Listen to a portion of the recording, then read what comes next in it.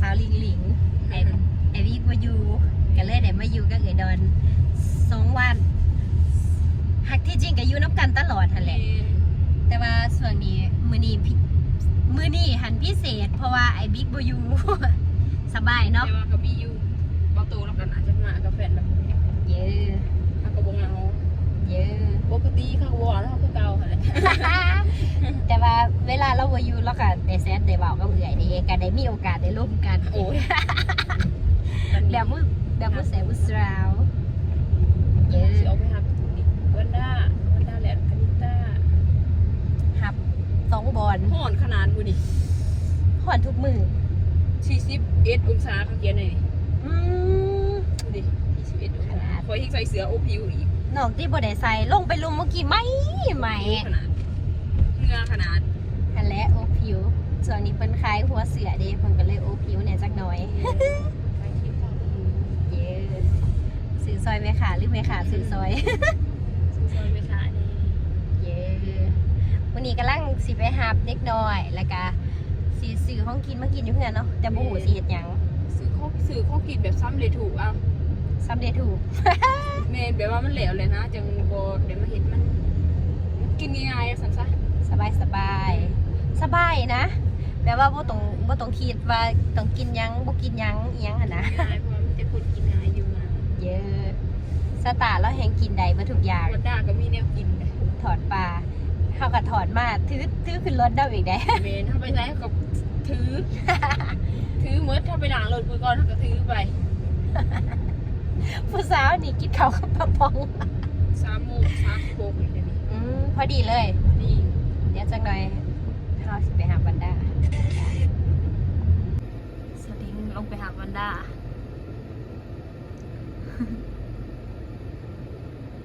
โอ้ย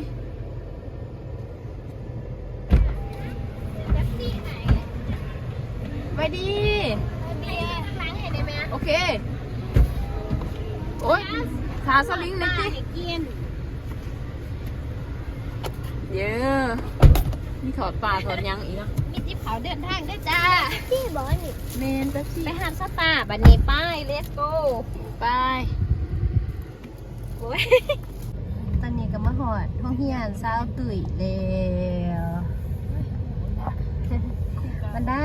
คุณจุ๋มจิ้มคุณตัวดีบอมแม็กมาเห็ดเบียดอยู่ดิเนาะ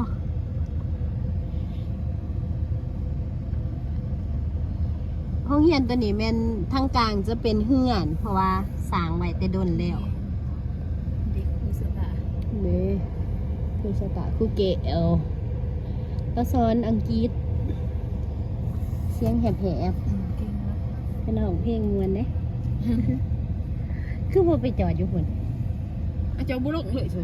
กะสิลงแต่ว่าอยากให้จอดอยู่นี้มันยังบ่สวนทางนี้ก็เลยไปหาไปเอื่นสตื่นก่อนโอเคจับนี่ก็ได้จ้ะโอเคหอดแล้วทางเขาเฮือนของเด็กหน่อยทางเขาเฮือนของวันดากินขนาดร้านสาวข่อยค่ะ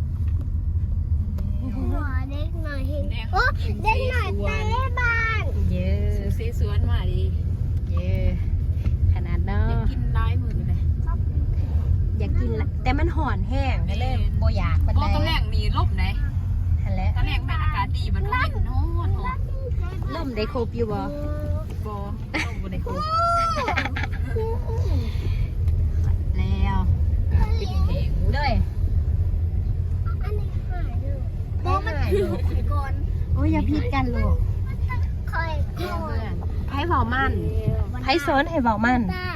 เจ้าทะเลเบาบ่มวนเด้ตาหน้าตบข่อยก่อนเบาบ่มวนตาตบข่อยก่อนบ่แมนลูกร้องไข่ตู่เด้อคนหูเด้อไข่ตู่ให้เบิ่งเด้อตาบอกข้ามหูบอกฮิตาบอกคนหูข้ามหูคือกันข้ามหูน้ำกันเบอร์2ข้ามหูน้ำกันเบอร์2เบิ้งสิถ่ายคลิปไว้ให้เบิ้งเด้อมันได้ลงไข่ตู่โอ้ยอย่าสิใครประตูรถแค่สวยหรอเอาตาบริโดงก็หนองปะ มาโดดใส่เพื่อน ห่วยได้หายโอ้ย โอ้ย โอ้ย ลงไข่ตูให้อีก ขนาดเว้ยได้กินเหือกินแห้งเยอะเด้อหยันจะมาหน่อยหั่นแหละปวด มันดูด้วยตาใครกูตึง หั่นแหละแล้วก็แลนแหนะเพิ่นก็หลีก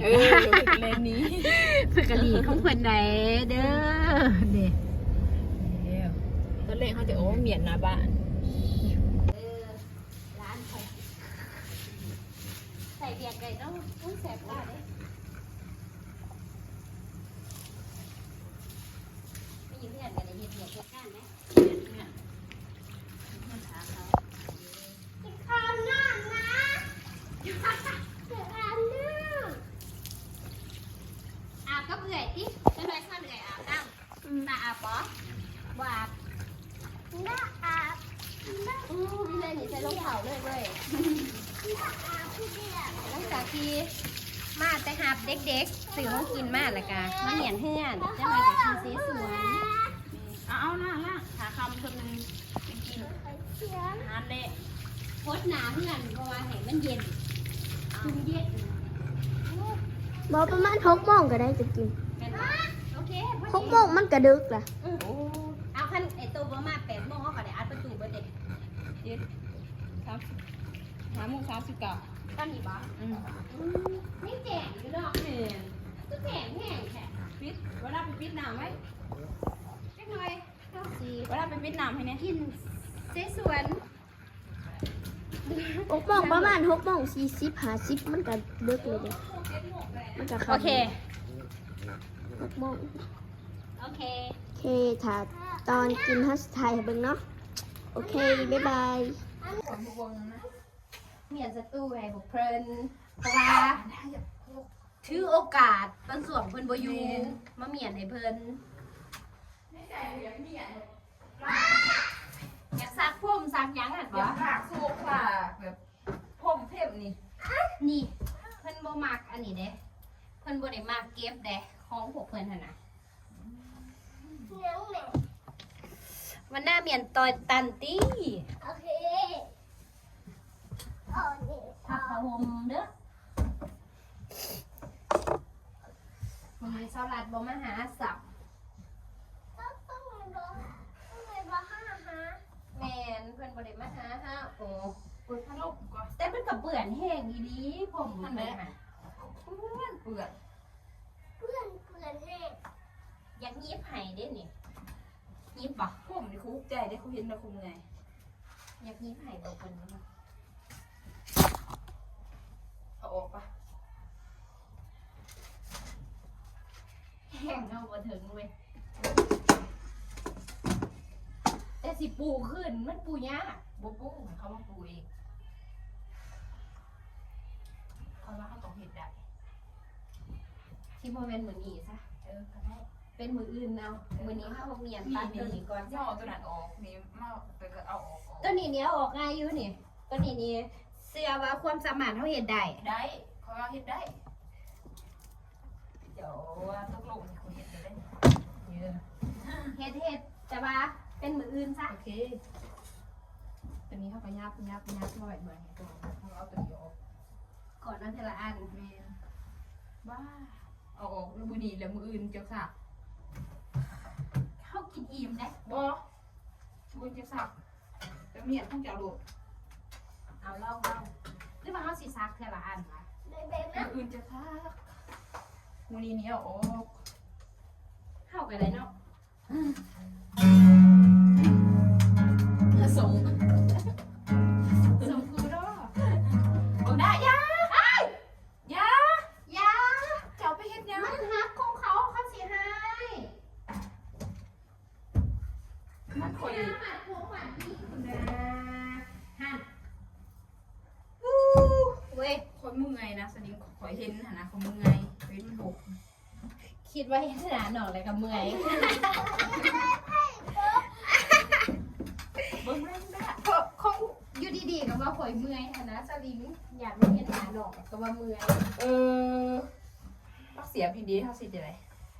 เขาหันบ่อยากให้เขาซูนปลั๊กเสียบเพราะว่าขันซูนอันหนึงหันเขาสิได้ประกอบไม้เบิด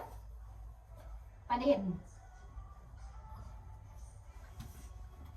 ไปบ่งฟังเพลงน้ำตาผมไป ไปฟังเพลงกับนิตาบุญไปห้ามัดผมไปย้ำหูย้ำตาแทะ นี่นี่ ตัวจับ สวย สวยหยัง จับมือ โอ้ เมื่อยอ้วอีกเห็นเจ้าหัน ดูสลิงนี่ อันนี้แบนบ่นี่ ไม่เห็น อีเฮากับเฮ็ดเวียกเฮ็ดงานเนาะแม่นสมอบ่แม่น เจ้าก็ว่าเอาไปเล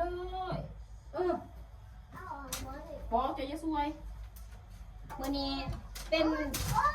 ทำความสะอาด ที่จริงก็เฮ็ดทุกมื้อเด้ต่างแต่ว่าบ่ได้ทายหั่นนะ แต่ว่าบัดนี้มันอันนั้นมันอยากเปลี่ยนสตูดิโอ แบบพิเศษแน่นะเอาพิเศษเนาะมื้อนี้เนาะ พิเศษ เอาออก เอาละกันนะ เป็นยังเวลาเขาบอกไม่แบบเขาเป็นพิธีกรเขามาบอกอย่างสิวันนะ มันมวน แม่สมอง เราคิดแล้วมันมวน แม่บอกกันแล้วกันเนาะขอเซิร์นหมูเจ้าสาวและหมูเจ้าบ่าวเนาะเพื่อเป็นเกียรติ โอ้ยเขาบอกเอา เพื่อเป็นเกียรติสิริมงคลให้เจ้าบ่าวเจ้าสาวแล้วกันเนาะไม่ใช่ตัวหัว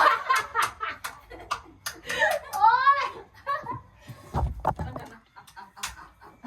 แล้วก็หัวอีกแล้วอ่ะขอเซิร์นเนาะ โอ้ย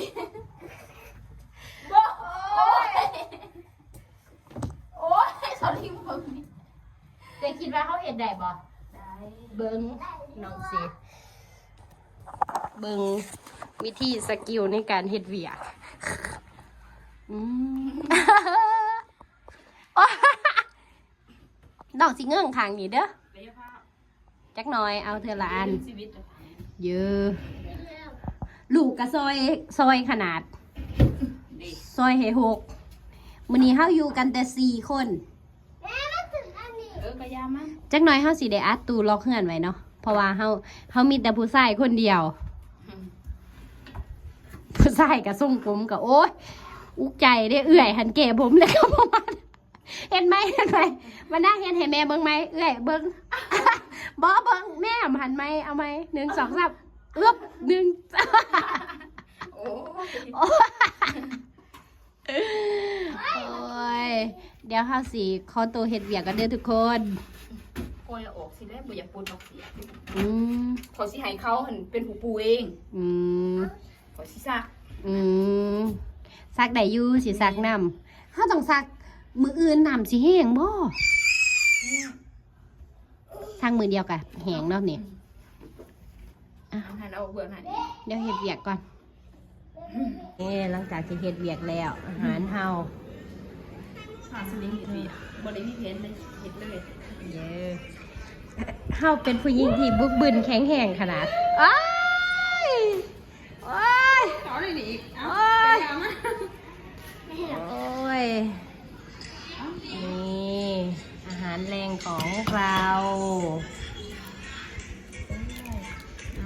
โอ้ยอ่ะเดี๋ยวเขาสิได้ขอตัวกินก่อนตาปิ๊บพิมพ์ให้แน่ คลิปนี้ก็จบเพียงส่ำนี้เนาะฝากกดติดตามกดไลค์กดแชร์กดซับสไครต์ที่สำคัญอย่าลืมฝากไปเบิ่งโฆษณาและกดซุปเปอร์แตงให้สาวลิงคนงามเด้อบ๊ายบายมาด้าบ๊ายบายเนี่ย บ๊ายบาย บ๊ายบาย อื บ๊าย ม บายเนี่ยบ๊ายบาย